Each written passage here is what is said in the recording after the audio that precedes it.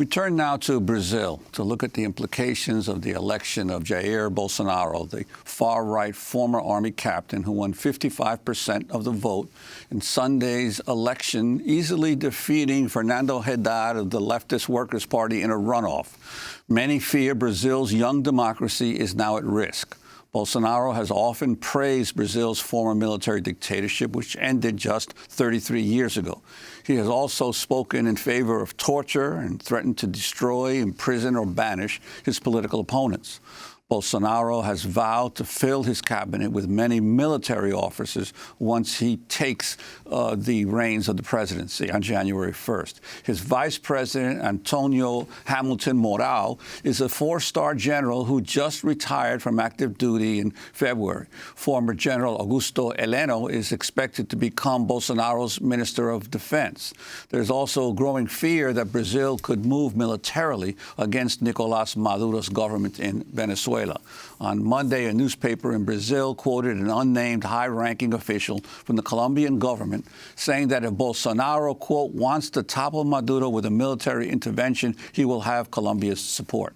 Bolsonaro has announced he also wants Sergio Moro to serve as justice minister. Moro is the judge who convicted the former Brazilian president, Luiz Inácio Lula da Silva, in a controversial corruption case that prevented Lula from running for president. Though when he was running, before he went to prison, he was the most popular candidate. On the economic front, Jair Bolsonaro has tapped an economist who was taught at the University of Chicago to oversee his economic plan, which includes slashing pensions and the mass privatization of many state-run companies. The economist, Paulo Guedes, once taught at the University of Chile during the reign of General Augusto Pinochet. Meanwhile, Bolsonaro has alarmed environmentalists by vowing to merge the ministries of agriculture and the environment as part of his move to industrialize the Amazon and open it to more agribusiness and mining. Amazon Watch has described Bolsonaro's plan as reckless, saying it will bring untold destruction to the planet's largest rainforest and the communities who call it home and spell disaster for the global climate. Human rights groups are also alarmed over Bolsonaro's past comments about women and LGBT community. He once told a female lawmaker she was too ugly to rape. He also said he would rather hear that his son had died in a car crash than learn his son is gay. For more, we are joined by two guests. Bruno Torturra is a journalist and photographer, founder and editor of Studio Fluxo, an independent media outlet based in Sao Paulo, Brazil. He also founded the Brazilian digital collective Media Ninja. James Green is professor of Brazilian history and culture at Brown University, past president of the Brazilian Studies Association here in the United States, author of several books, including We Cannot Remain Silent, Opposition to the Brazilian Military Dictatorship in the United States. We welcome you both to Democracy Now! Bruno Torturra, let's begin with you in Sao Paulo, your response to the election of Bolsonaro, who won by quite a margin. Why and what do you think? Well, it's hard to overstate, Amy, the significance of his election to such a young and fragile democracy such as ours. I think he won for several reasons. It's very difficult to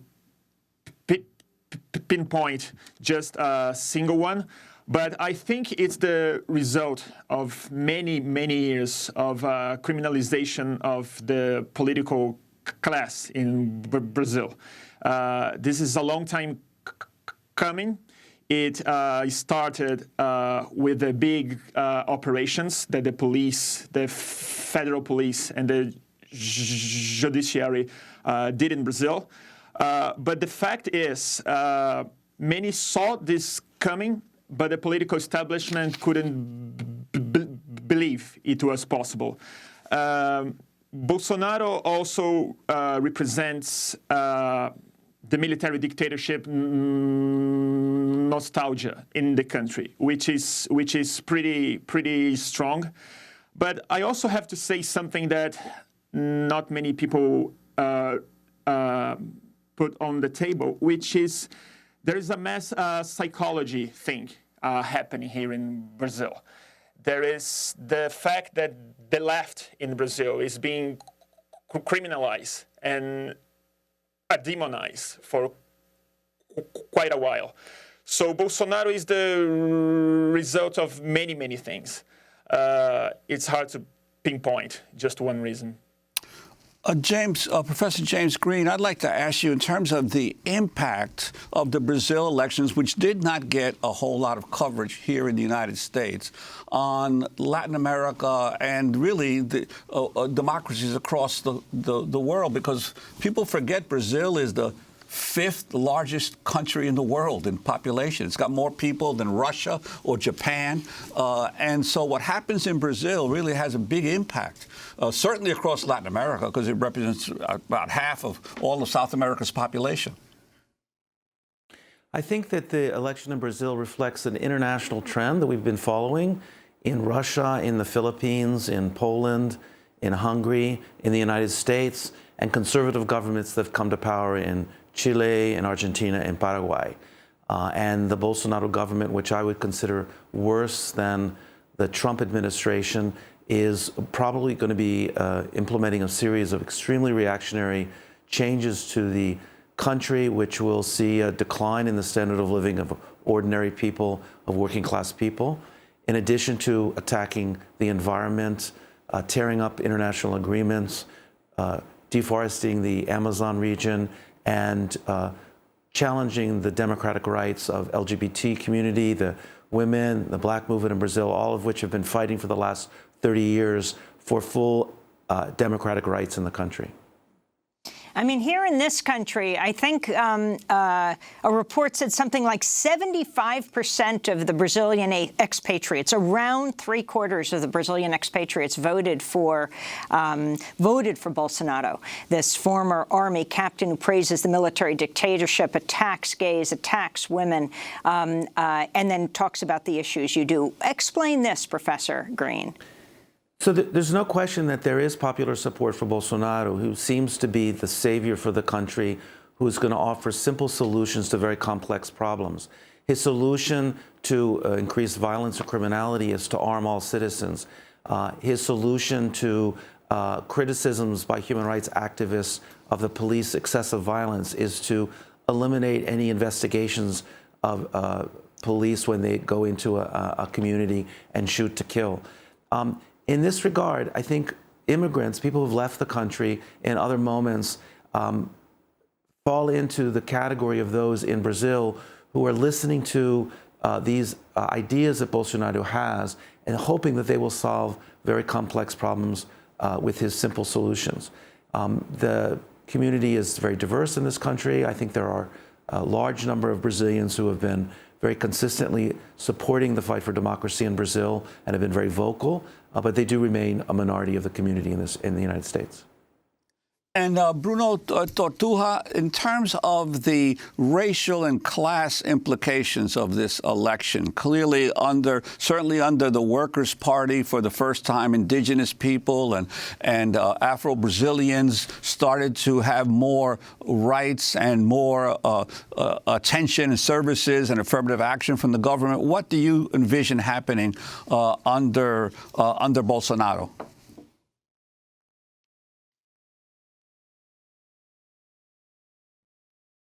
He's not the president yet, but if you follow the last couple of days here in Brazil, there is already violent attacks on indigenous peoples in the Amazon. And the fact is that this man made his political career inciting very strong aspect of the Brazilian history, which is the oppression of the, I'm sorry because I'm stuttering a lot, the oppression of the minorities in the country. And he authorized the military police in Brazil, which is very ideological, to act even if he's not giving the proper order. So it's going to be hard. It's going to be hard. It wasn't something that wasn't clear. And this dark aspect of the Brazilian spirit won the election. So it's going to take a lot of organization and a lot of support from the international community. So Bruno, how are people organizing here in Brazil to stop this? Bruno, how are people organizing? He has threatened to criminalize all activism in Brazil? Yes. Yeah, he's saying this. He's saying this for quite a while. He's saying that he will put in prison, kill, or send to the exile his opposition. And he said that he will put a final stop on all kind of activism. So people are starting to reorganize, and we don't know yet what our response will be. Yesterday, there was the first peaceful protest to say that we won't stand this. And there was a lot of police brutality here in São Paulo. There were people who were arrested, people who were already beaten by the police, which I think will be the main problem here in Brazil. The military police has become an ideological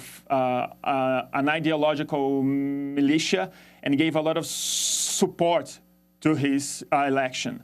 And, you know, it's going to be hard times to be an activist here in Brazil, but we need it more than ever. We're talking about the election of the far-right army captain in Brazil right now, Jair Bolsonaro. Our guests in Sao Paulo, Brazil, Bruno Torturra, journalist, photographer, founder and editor of Studio Fluxo, an independent media outlet based in Sao Paulo, also founded the Brazilian digital collective Media Ninja. And James Green is with us from Rhode Island, professor of Brazilian history and culture at Brown University, past president of Brazilian Studies Association. Juan? Yeah, Professor Green, I'd like to ask you, you're an expert on the history of Brazil, especially the period of the military dictatorship that most young people in America today have no knowledge of. And clearly, this past election, not only is Bolsonaro talking about bringing many military into his cabinet, there were about 20 military officers that were elected to the Brazilian Congress as well. And could you talk about the role of the military in Brazil in the past, especially in light of the fact that many right-wing governments begin as elected governments, and we've seen that whether it was the Hitler in Germany, Mussolini in Italy, they were elected to office initially and then seized power using the strength of the military as well. So if we have in this country and around the world Holocaust deniers who deny the existence of the Holocaust, Bolsonaro is a dictatorship denier. He denies that there was a military dictatorship in the country. He denies that it was censorship. And actually, when he admits there had been torture, he argues that instead of torturing people during the military regime that was in power from 1964 to 85, they should have killed all opponents of the government.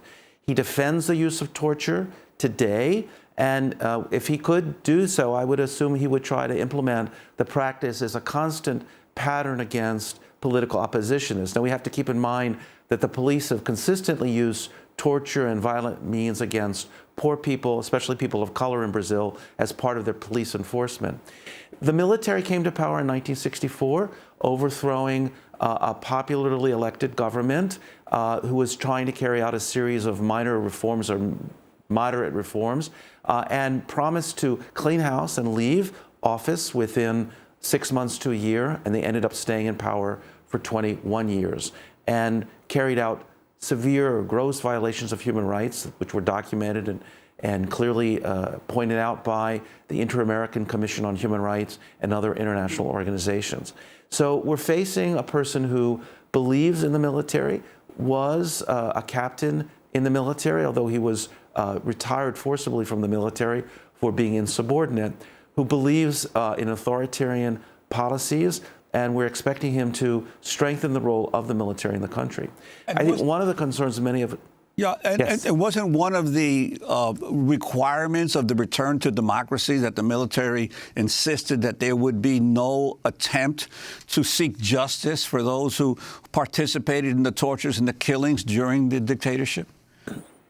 So in 1979, as part of a negotiated kind of agreement between sectors of the opposition and the military regime, an amnesty law was passed, which released some political prisoners and allowed some exiles to return, but it also barred any prosecution of anyone involved by the state in gross violation of human rights. Now, the Inter-American Human Rights Commission and the Inter-American Human Rights Court have declared that you cannot grant an amnesty for people who have committed crimes against humanity or gross violations of human rights. But unfortunately, the Brazilian Supreme Court has declared that the amnesty law is valid. So basically, we have had a dictatorship of 21 years in which hundreds of people were killed and thousands of people were tortured, including former President Dilma Rousseff, and the military has never been punished for the crimes they've committed. And so this has given them a notion of superiority and invulnerability and the possibility of coming into the government with impunity. I wanted to read a quote of Jair Bolsonaro. This is from like 1999, speaking on Brazilian television. He said, "Through the vote, you will not change anything in this country, nothing, absolutely nothing. It'll only change, unfortunately, when one day we start a civil war here and do the work that the military regime did not do, killing some 30,000 people, starting with FHC, then President Fernando Henrique Cardoso, not kicking them out, killing. If some innocent people are going to die, fine. In any war, innocents die." Which brings us back to Bruno. Most people after an election, when your side loses, you just organize, for the next election and try to lay a groundwork. Are you actually afraid, and other journalists and activists afraid for your life right now? How are you preparing? It's hard to say, Amy. We are talking a lot about this. There are meetings happening all over the country now, but I think the people who are really in danger in Brazil, it's not people like me.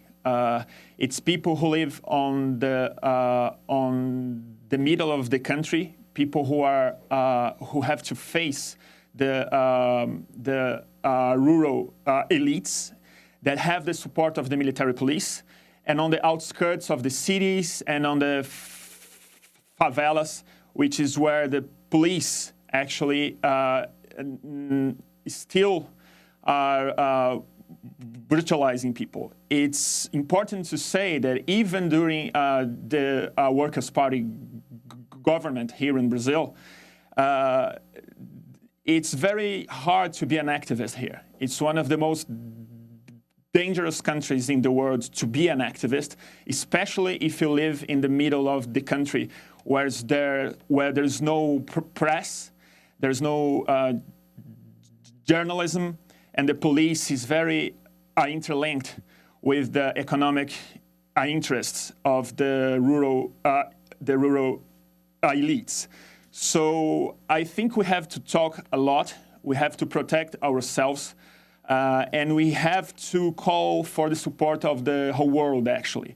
I think the only way to stop this man to become a dictator, which is his only intention, clearly, is that the world put economic and journalistic political pressure here in Brazil. Because we have very weak institutions. We have media that is not well spread. And it's going to be very hard for the fragile and very discredited institutions here in Brazil to hold this man and his very broad political base that he built around himself. I'd like to ask James Green. Meteorologist Eric Holthaus issued a dire warning on Twitter Sunday after Bolsonaro's election win. He wrote, quote, "This is worth repeating over and over. The most horrific thing Brazil's new president, Jair Bolsonaro, has planned is the privatization of the Amazon rainforest. With just 12 years remaining to remake the global economy and prevent catastrophic climate change, this is planetary suicide." I'm wondering your comments about the impact of Bolsonaro on the Brazil's ecology and also the impact on the battle over climate change. This is a very serious issue. Bolsonaro built a coalition to come to power that included large agribusiness, which want to not only expand the deforestation of the Amazon to allow soybean and cattle production, but also to eliminate the protection of indigenous people living in the Amazon by stopping the guaranteeing of borders of territories reserved for indigenous people. And I must say that scholars, not just environmentalists around the world, are very alarmed by this situation. In fact, there is a movement in the United States for thousands of academics to sign a statement alerting the Brazilian government that academics in this country and in Europe and around the world are going to be watching very closely the attacks on academic freedom, which is another important point to make out, because the government is really already clamping down on universities, which tend to be voices of clarity and warning about the dangers in the country. There's been immediate threat to academic freedom and university autonomy in the country.